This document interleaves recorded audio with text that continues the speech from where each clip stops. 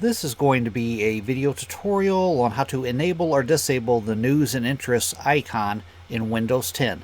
Let me jump over to my desktop here. I am on my desktop now. If you look down here at my taskbar, the lower right hand corner, you can see I have my news and interest widget here. It tells me the weather. If I hover my mouse over it, it opens up my news feed, which tells me all kinds of things.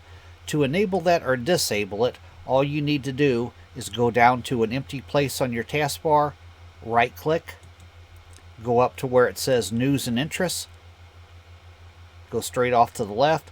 As you can see, I have enabled show icon and text. You could do show icon only, or you can turn it off completely. I'm going to turn it off.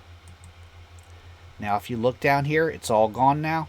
And to bring it back, you just repeat the same steps. I'm going to right click on an empty area of my taskbar. I'm going to go up to where it says news and interests. I'm going to go straight off to the left.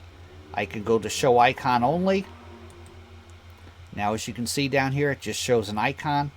And if I right click again on the taskbar, go up to show news and interests, straight off to show icon and text. Now it's back to the way I originally had it, have it.